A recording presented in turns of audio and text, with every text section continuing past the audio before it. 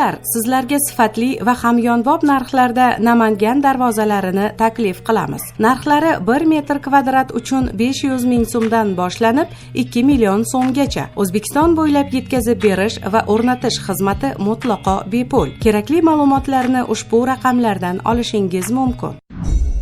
Rossiyaning Moskva shahrida o'zbekistonlik erkak axlatxonadan $65 ming topib olib, uni egasiga qaytarib berdi. Bu haqda Tashqi mehnat migratsiyasi agentligi matbuot xizmati xabar qildi. Voqea qahramonining so'zlariga ko'ra, u Qashqadaryo viloyati Yakkabog' tumani Yangiqo'rg'on qishlog'ida tug'ilgan va 14 yildan buyon Rossiyaga borib mavsumiy ishlab qaytadi. Uning aytishicha, voqea sodir bo'lgan kuni bir ayol qo'ng'iroq qilib, uni ishga taklif qilgan. Aytilgan joyga borganida ayol oshxonadagi keraksiz narsalarni konteynerga solib tashqariga olib chiqishini tayinlagan.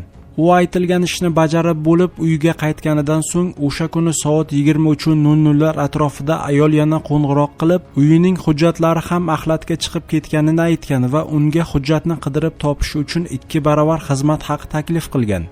Erkak 5 ta axlat konteynerining birini qidirish jarayonida 5 million rubl, taxminan $65 ming pul borligini ko'rgan. Pulni oldik, qochib ketsak ham bo'lardi, lekin qochib qayerga boramiz? Hujjatlarimiz ishxonamizda, bu pul bizga tegishli ham emas, deydi erkak.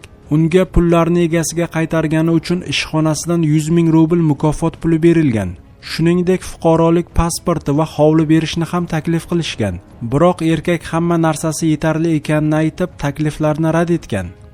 Bugun 27-may kuni Farg'ona shahri Yangi Asr ko'chasida gazli suv uchun mo'ljallangan qurilmada portlash sodir bo'ldi. Bu haqda Qalampir o'ziga Favqulodda vaziyatlar vazirligi matbuot kotibi Murod Sodiqov ma'lum qildi. Uning so'zlariga ko'ra, mazkur holat soat 10:05 da Farg'ona viloyati Farg'ona shahri Qirguli dahasi Yangi Asr ko'chasida joylashgan gazli suv sotishga mo'ljallangan do'konda gazli suv idishidagi havo bosimining ko'tarilib ketishi oqibatida suv idishi otilib ketgan. Suv idishining otilib ketishi oqibatida 2 nafar ishchi yengil tan jarohati olgan, halok bo'lganlar yo'q. Voqea joyiga qutqaruvchilar yetib borib, amaliy yordam ko'rsatilgan. Hodisa oqibatida do'konning yengil konstruksiyalariga qisman zarar yetgan. Hozirda mazkur holat yuzasidan dastlabki tergov oldi surishtiruv ishlari olib borilmoqda.